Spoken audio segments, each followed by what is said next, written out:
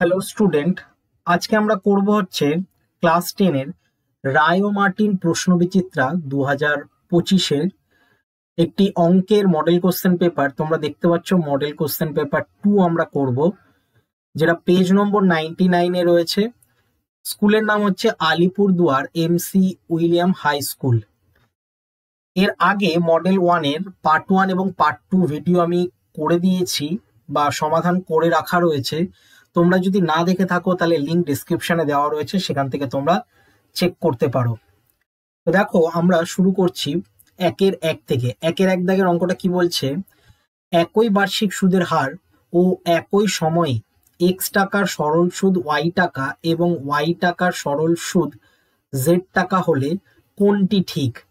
তো প্রথমে আমরা এটাকে কিভাবে করব বলে দিয়েছে। মেইন যে সূত্রটা সেটা হচ্ছে I equal to P R T by 100, এটা হচ্ছে মেইন সূত্র। এবার আমরা কি করব, দেখো প্রথমে বলে দিয়েছে এক্স টাকার সরল সুদ ওয়াই টাকা, তাহলে সরল সুদ ওয়াই টাকা মানে এখানে ওয়াই লিখবো, এক্স টাকার মানে পি এর জায়গায় এক্স লিখবো গুণ চিহ্ন দিয়ে, আর এর মানের জায়গায় আর এর মান লিখবো এবং টি এর জায়গায় টি লিখবো, কারণ এটার কোনো মান বলেনি। আর বাই দিয়ে আমরা দেবো কি 100।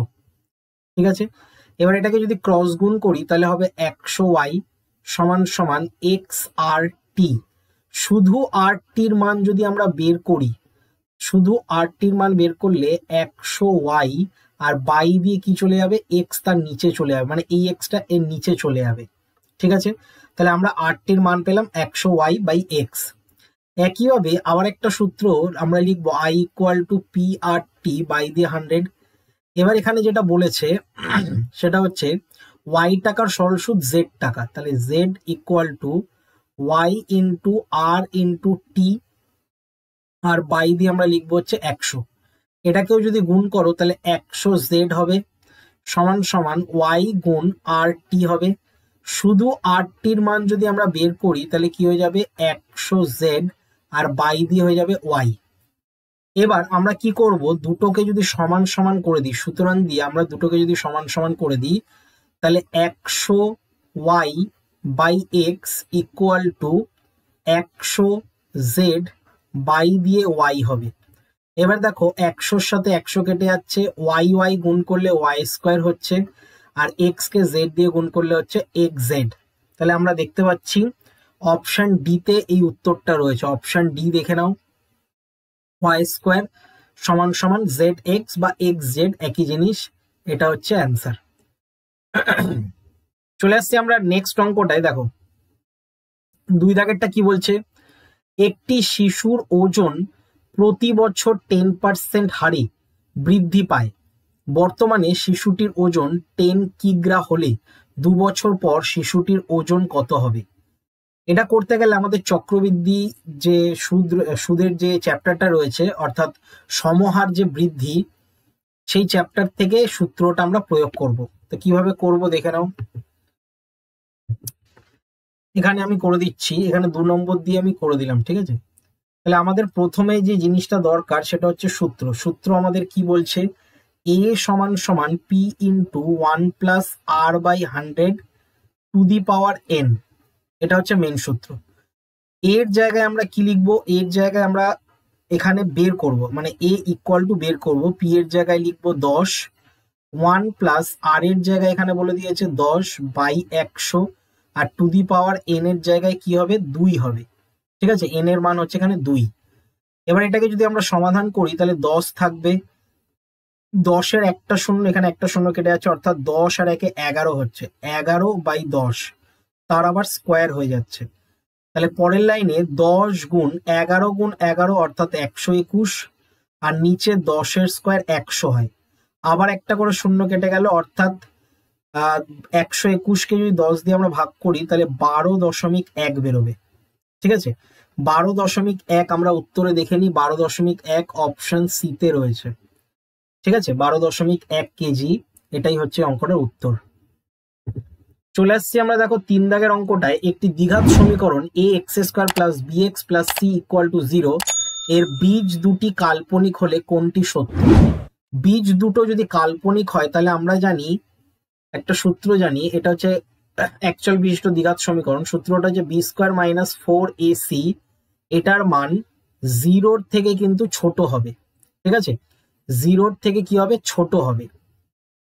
এবার এটার মান আমাদের যদি 0 থেকে ছোট হয় তাহলে প্রত্যেকটা আমরা এই পাশে নিয়ে যেতে পারি, অর্থাৎ বি স্কোয়ার আমরা লিখতে পারি 4ac, এটা লিখতে পারি, মানে 4ac-টা এই পাশে চলে গেল, মানে ডান দিকে চলে গেল, ঠিক আছে, এটা আমরা লিখতে পারি।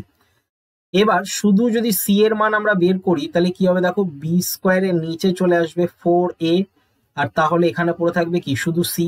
তার মানে সি এর মানটা বেরোচ্ছে দেখো বি স্কোয়ার বাই 4a এর থেকে ছোট। তাহলে এটা আমরা কোথায় পাচ্ছি, এটা আমরা দেখতে পাচ্ছি অপশন বি তে রয়েছে। দেখো অপশন বি এর সাথে এই অ্যান্সারটা মিলে যাচ্ছে, সি এর যে মানটা সেটা কিন্তু সরি বড়, কিন্তু হ্যাঁ ছোট না, আমি ভুল করে ছোট বলে ফেলেছি, সি এর মানটা হচ্ছে বড় বি স্কোয়ার বাই 4 এর থেকে, ঠিক আছে, এই রাশিটার থেকে মানটা হচ্ছে সি এর বড়। তাই এখানে দেখো এটাকে ঘুরিয়ে লেখা রয়েছে, সি এইদিকে রয়েছে, এই বড় চিহ্নটা এই পাশে রয়েছে, আর এই পাশে রয়েছে বি স্কোয়ার বাই 4a, ঠিক আছে, এটা অপশন বি হবে। চলে আসছি আমরা 4 দাগের অঙ্কটা। দেখো 4 দাগের অঙ্কটা আমরা কিভাবে করব, 2a equal to 3b equal to 4c হলে a:b:c এর মান কত। দেখো 4 দাগ, এটাকে আমরা কি করব, 2a সমান সমান 3b আর সমান সমান 4c লিখব, এবং এটাকে আমরা ধরে নেব হচ্ছে কে, ঠিক আছে, এটাকে আমরা কি করলাম, ধরে নিলাম হচ্ছে কে। এবার কে ধরে নেওয়ার পর আমাদের সবকটা মান বের করতে হবে। কিভাবে মান বের করবো, দেখো প্রথমে a এর মান বেরোবে k/2, তারপরে বি এর মান বেরোবে k/3, আর তারপরে সি এর মান বেরোবে k/4, ঠিক আছে। এবার সুতরাং দিয়ে a:b:c এটা বের করতে বলেছে, তাহলে এর মান আমরা জানি k/2, তাহলে ইস্টু দিয়ে আমরা লিখবো k/3, আর ইস্টু দিয়ে লিখবো k/4। তাহলে এটাকে যদি আমরা কাটাকুটি করি তাহলে 1/2 ইস্টু দিয়ে 1/3 আর ইস্টু দিয়ে 1/4 হবে। এবার দেখো 2, 3, 4 এর লসাগু কিন্তু 12 হচ্ছে, তাহলে 12 দিয়ে যদি আমরা সবকটাকে গুণ করি, 1/2 কে যদি 12 দিয়ে গুণ করি তাহলে 6 দুগুণী 12 হবে, 1-এর 3 কে যদি 12 দিয়ে গুণ করি তাহলে 3 4-এ 12 হবে, আর 1-এর 4 কে যদি 12 দিয়ে গুণ করি তাহলে 3 4-এ 12 হবে, অর্থাৎ 6:4:3। তাহলে আমরা দেখে নিই 6:4:3 অপশন সি তে রয়েছে, ঠিক আছে, অপশন সি হচ্ছে সঠিক উত্তর। চলে আসছি আমরা 5 দাগের অঙ্কটা। দেখো 5 দাগের অঙ্কটা আমরা কিভাবে করব, এ বি সি ডি দুটি সমান্তরাল জ্যায়ের প্রত্যেকটির দৈর্ঘ্য 16 সেমি, বৃত্তের ব্যাসার্ধের দৈর্ঘ্য 10 সেমি হলে জ্যা দুটির মধ্যে দূরত্ব কত। তো 5 দাগের অঙ্কটা করতে গেলে প্রথমে আমাদেরকে কি করতে হবে, ছবি আঁকতে হবে। তো আমি এখানে 5 দাগ দিলাম, এখানে একটা বৃত্ত এঁকে নিলাম। বৃত্তর কি বলেছে, দুটো জ্যা রয়েছে, অর্থাৎ এখানে একটা জ্যা রয়েছে আর এখানে একটা জ্যা রয়েছে। দুটো জ্যায়ের নামকরণ করলাম, এটা এ, এটা বি, আর এটা করলাম সি, আর এটা করলাম ডি। এখানে কেন্দ্র রয়েছে। এবার বলেছে কেন্দ্র থেকে একটা লম্ব দাগ রয়েছে, আর কেন্দ্র থেকে এখানে বি পর্যন্ত রয়েছে একটা ব্যাসার্ধ রয়েছে।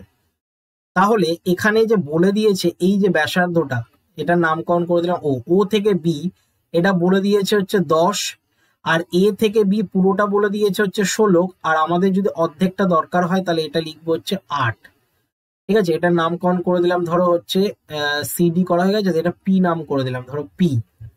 তাহলে আমাদের লিখেও করতে পারো, নাও লিখে করতে পারো, তাও আমি লেখা দেখিয়ে দিচ্ছি।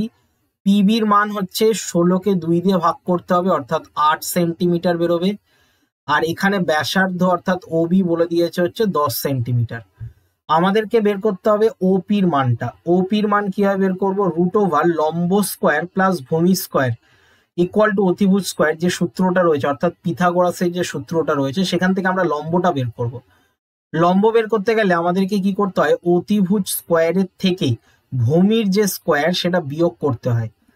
তাহলে অতিভুজ স্কোয়ার অর্থাৎ 10-এর স্কোয়ার, 10-এর স্কোয়ার মানে 100, আর 8-এর স্কোয়ার মানে হচ্ছে 64। 100 থেকে 64 যদি বিয়োগ করো তাহলে 36 হয়, 36 মানে হচ্ছে 6, ঠিক আছে। কিন্তু এখানে প্রশ্ন করেছে যে জ্যা দুটোর মধ্যে দৈর্ঘ্য, এখানে দেখো প্রশ্নটা আবার বলে দিচ্ছি, জ্যা দুটির মধ্যে দূরত্ব কত, ঠিক আছে, জ্যা দুটোর মধ্যে দূরত্ব, অর্থাৎ এখানেও আরেকটা দাগ হবে। তাহলে ও থেকে পি এর যে মাপ হয় সেই মাপটাই ও থেকে এখানে কিউ এর মাপও হবে, এটা কিউ নাম দিয়ে দিলাম, ও কিউ। তার মানে ও থেকে পি এর যা মান ও থেকে কিউ এরও তাই মানই হয়।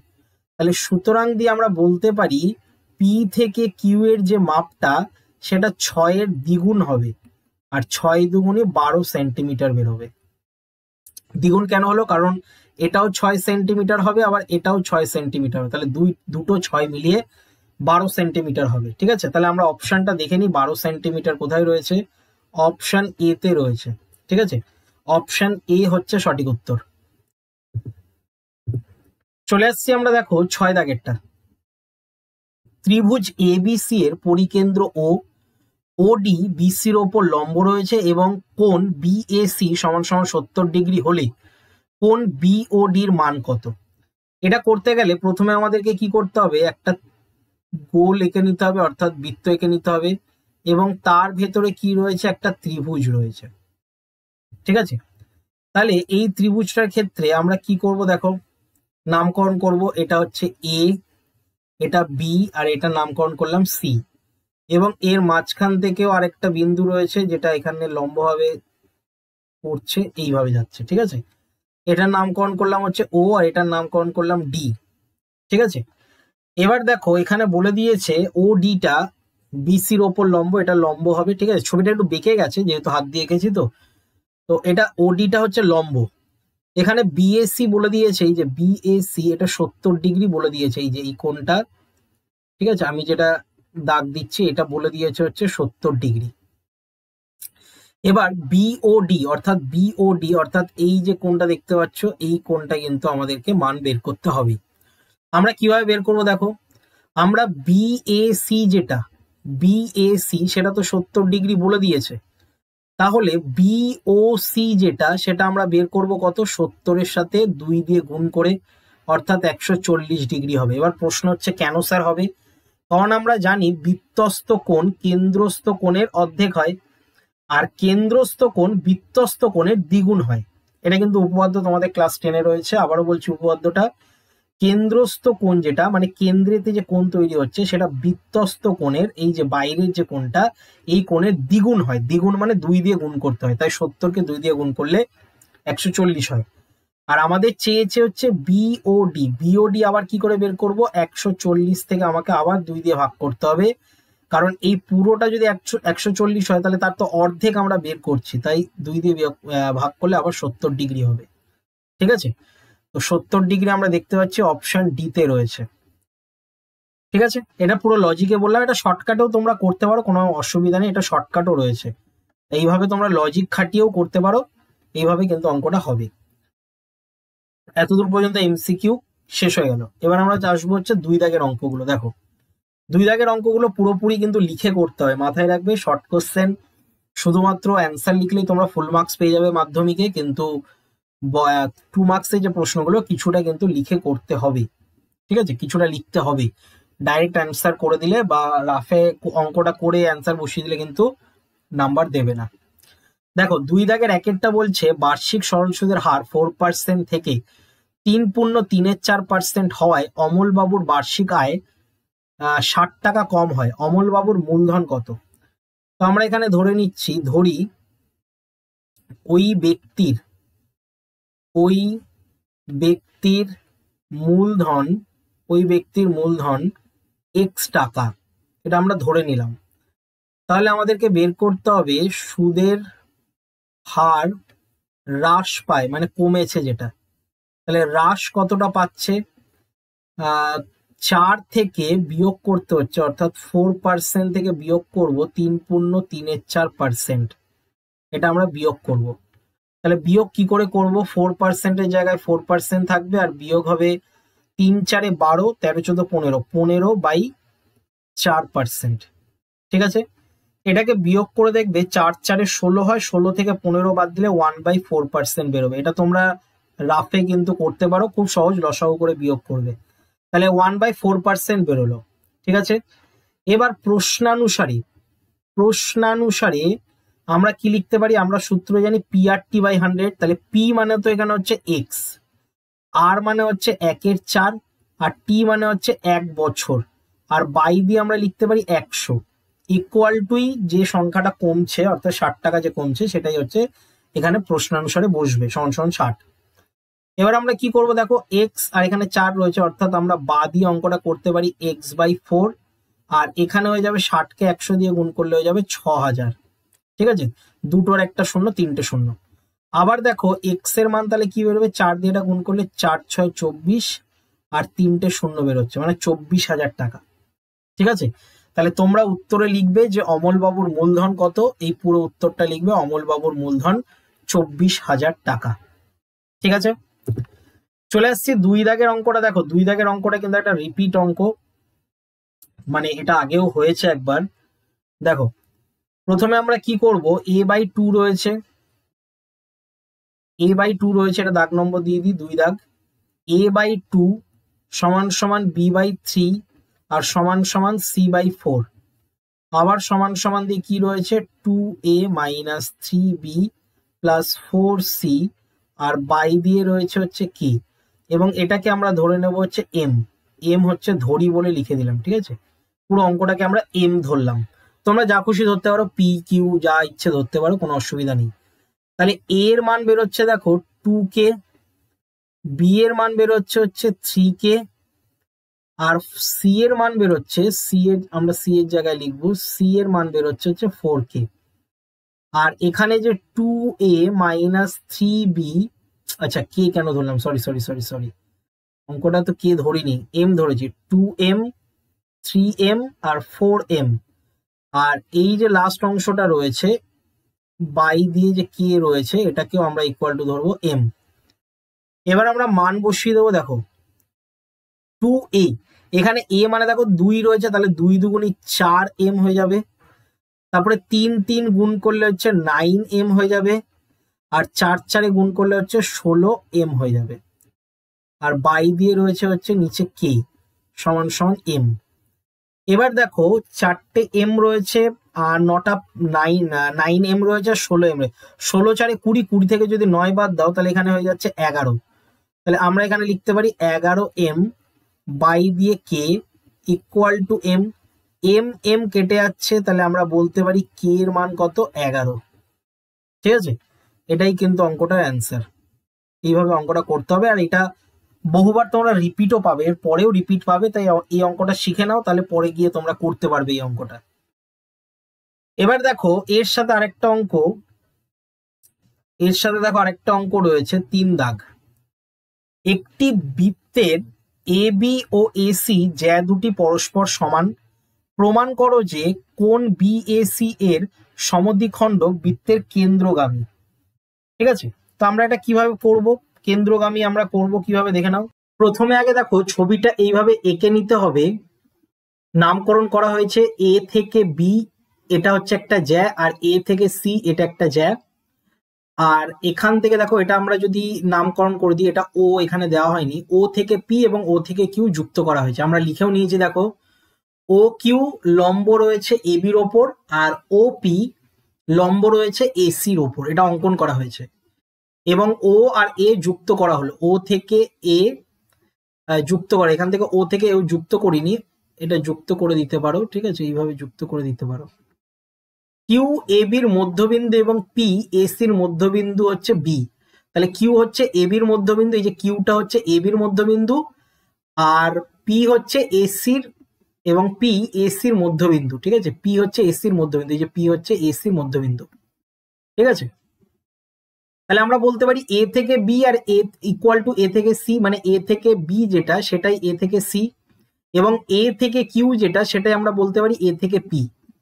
তাহলে এখানে দেখো দুটো ত্রিভুজ পাচ্ছি এ ও কিউ, দেখো এ ও কিউ, এই যে একটা ত্রিভুজ পাচ্ছি, আর একটা ত্রিভুজ এ ও পি, দেখো এ ও পি, এই যে একটা ত্রিভুজ পাচ্ছি। এই দুটো ত্রিভুজের আমাদেরকে কি করতে হবে, দেখো সর্বসম প্রমাণ করতে হবে। কিভাবে করব, এ কিউ এর সাথে এপি সমান, একটু আগেই বললাম এ কিউ এর সাথে এপি সমান, এ ও এ থেকে ও যেটা, এ ও যেটা সেটা হচ্ছে সাধারণ বাহু, আর কোন এ কিউ ওর সাথে এপি ও সমান হচ্ছে। দেখো এ কিউ ও মানে কোনটা, এ কিউ ও মানে এটা লম্ব, তার সাথে সমান হচ্ছে এপি ও মানে এটাও হচ্ছে লম্ব 90 ডিগ্রি, তাই সমান।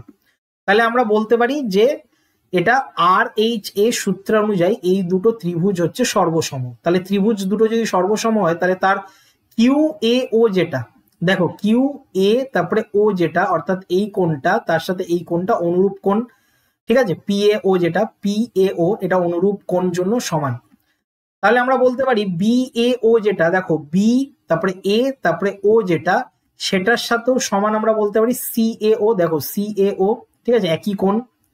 তাহলে ও এটা বি এ সি এর সমদ্বিখণ্ডক যা বৃত্তের কেন্দ্রগামী, এটা আমাদেরকে প্রমাণ করতে বলেছিল, প্রমাণিত এখানে লিখে দেবে। ঠিক আছে, এটা কিন্তু 3 দাগের অঙ্কটা ছিল। চলে আসছি আমরা দেখো 4 দাগের অঙ্ক, বলছে ও কেন্দ্র বৃত্তের ওপর এ বি সি 3টি বিন্দু, কোণ এ ও সি 110 ডিগ্রি হলে কোণ এ বি সি সমান সমান কত, যেখানে ও এ বি সি একটি চতুর্ভুজ। তো এটা 4 দাগ দিয়ে আমরা করব। দেখো প্রথমে আমাদেরকে কি করতে হবে, ছবি আঁকতে হবে। তো ছবিটা কেমন হবে, প্রথমে একটা বৃত্ত রয়েছে, আমি একটা বৃত্ত এঁকে নিলাম, এবং তারপরে কি রয়েছে এখান থেকে এই কোণ পর্যন্ত একটা বৃত্ত আমাকে আঁকতে হবে, এরকম রয়েছে, এরকম একটা রয়েছে, আর এরকম একটা রয়েছে। তাহলে আমাদেরকে নামকরণ করতে হবে, এটা এ, তারপরে এটা বি, এটা সি, আর এটা হচ্ছে ও।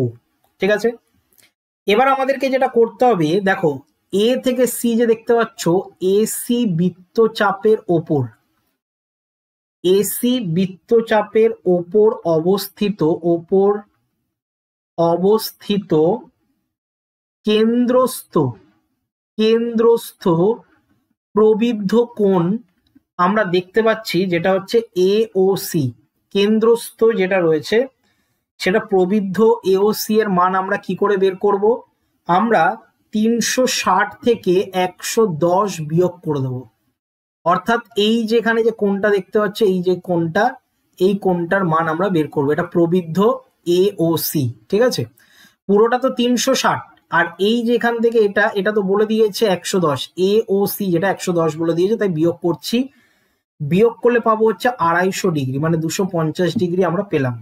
ঠিক আছে, তাহলে 250 ডিগ্রি পাওয়ার পর আমাদেরকে কি বের করতে হবে, সুতরাং দিয়ে আমরা লিখতে পারি কোণ এ বি সি যেটা, অর্থাৎ এই যে কোণটা, এই কোণটা আমরা জানি হাফ প্রবৃদ্ধ কোণের সাথে গুণ করতে হবে।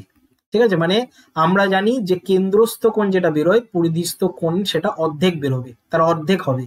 তাহলে অর্ধেক যদি আমরা করে দিই 250-এর অর্ধেক, তাহলে 250-এর অর্ধেক আমরা পেয়ে গেলাম কত, 125 ডিগ্রি। তাহলে এ বি সি এর মান এখানে জানতে চেয়েছিল কত, সেটা হচ্ছে 125 ডিগ্রি। এইভাবে অঙ্কটা তোমাদেরকে করতে হবে। ঠিক আছে, চলে আসছে। আচ্ছা, এই বলে রাখি প্রশ্ন বিচিত্রায় কিন্তু এই অ্যান্সারটা ভুল আছে। ঠিক আছে, এটা 125 ডিগ্রি হবে, অ্যান্সার কত আছে আমার মনে নেই আপাতত, কিন্তু ভুল আছে। ঠিক আছে, সেটা আমি জানিয়ে রাখলাম তোমাদের। 5 দাগের অঙ্কটা চলে আসছি। দেখো একটি ঘনকের প্রতিটা ধারের দৈর্ঘ্য 50% কমালে ঘনকটির সমগ্র তলের ক্ষেত্রফল শতকরা কত কমবে। এটা কিন্তু আমাদের ধরে ধরে অঙ্কটা করতে হবে। প্রথমে আমরা এটা আগে দাগ নম্বর দিয়ে দিই, এটা 5 নম্বরের অঙ্ক। দেখো 5 নম্বর, প্রথমে ধরি বলে আগে লিখে নিচ্ছি। ধরি বলে আমরা কি লিখবো, লিখব ঘনকের প্রতিটি ধারের দৈর্ঘ্য, প্রতিটি ধারের দৈর্ঘ্য, এটাকে আমরা ধরে নেব হচ্ছে এ একক বলে। ঠিক আছে, এটা আমরা ধরে নিলাম। তাহলে 50% যদি আমরা কমাই, 50% কমলে এখন ধারের দৈর্ঘ্য হবে, এখন ধারের দৈর্ঘ্য হয়। ঠিক আছে, এখন ধারের দৈর্ঘ্য কত হবে, এ মাইনাস এর 50%। বোঝা গেল, এ মাইনাস এর 50% যদি করো তাহলে দেখবে এ মাইনাস এ বাই 2 আসবে, আর এটাকেও যদি লসাগু করো তাহলে এ বাই 2 আসবে। একক বলে লিখে দেবে, হ্যাঁ একক। তাহলে এ বাই 2 হয়ে গেল। এবার আমরা কি লিখবো, আগে যখন কমাইনি তখন, মানে আগে সমগ্র তলের ক্ষেত্রফল, সমগ্র তলের ক্ষেত্রফল ছিল। তাহলে আমাদের ক্ষেত্রফল কত ছিল, আমরা জানি হচ্ছে 6 ইন্টু বাহু স্কোয়ার, মানে 6a স্কোয়ার বর্গ একক। এটা হচ্ছে মেন সূত্র। ঠিক আছে, আর এখন আমরা যদি বের করি, এখন সমগ্র তলের ক্ষেত্রফল হবে, এটা যদি বের করি তাহলে 6 ইন্টু কি হবে, a বাই 2 তার হোল স্কোয়ার, অর্থাৎ 6 ইন্টু a স্কোয়ার বাই 4 বেরোবে। তাহলে এটাকে যদি আমরা কাটাকুটি করি তাহলে 3 দুগুণী 6 অর্থাৎ 3a² বাই দিয়ে বেরোবে, কাটাকুটি করলে কত বেরোবে 2 বর্গ একক। ঠিক আছে, তাহলে 3a² বাই 2 বর্গ একক বেরোলো। তাহলে ক্ষেত্রফল হ্রাস কতটা পেল, তাহলে লিখবো ক্ষেত্রফল হ্রাস। তাহলে কতটা কমলো, প্রথমে ছিল হচ্ছে 6a² আর এখন কমে হলো হচ্ছে 3a² বাই 2।